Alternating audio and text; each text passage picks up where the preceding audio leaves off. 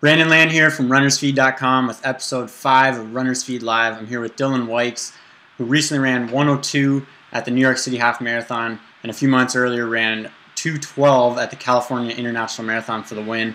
Just want to thank Dylan for taking the time to chat with us this morning, getting up early on the West Coast.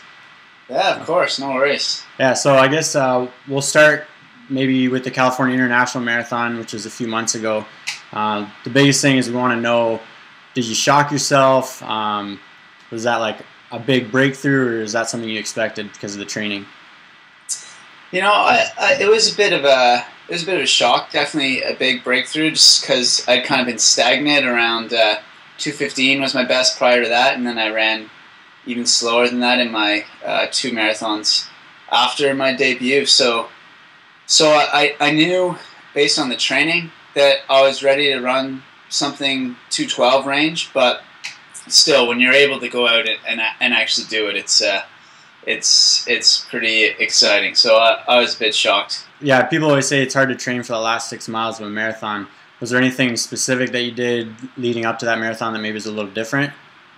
We did do a few longer runs and a few longer tempo runs. Like I did a 18-mile tempo run in that build-up for California. I hadn't gone above 15-mile tempo run prior to that, so I think stuff like that was important. Yeah. So you mentioned the coaching change. You're with Richard Lee now. Is that right? Yeah, Richard is my coach now. Yeah. So maybe talk about that relationship, what it's like being out there with that training group. Yeah, it's good. I train with mostly with Steve Osduke and Richard Mosley. We trained together well for the race in California, and Rich was kind of out of the coaching scene for a while. He coached his wife back in the 80s, who was the Canadian record holder for 10K, and now he's gotten back into it over the last 5 years or so. So it's pretty informal group. We don't have any support or anything, but we just meet up 3 or 4 times a week for workouts and long runs. And so kind of switching gears, I really want to talk about the New York City Half Marathon. I'll be honest, you shocked me. A few people, my first reaction was like, what did Ryan run, that kind of deal, and yeah. Here you came in 2 minutes before them. It's hard not to be shocked, right? So can you tell us maybe when you realized you were going to run well under 1:03, what was going through your head?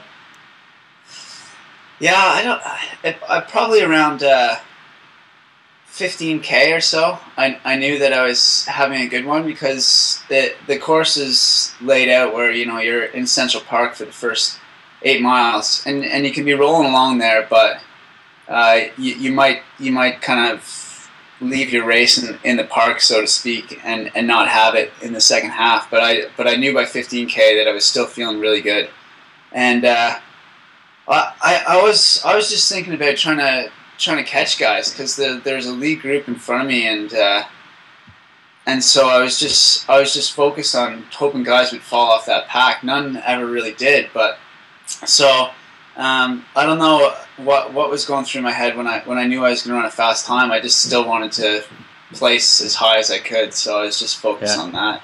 So we saw the finish in California and then the finish in New York. They were a little bit different just with your enthusiasm. I'm sure you're pretty stoked with both performances, but I know you got the Vancouver Sun Run coming up. Can we expect the Dylan Wykes of California or Dylan Wykes in New York?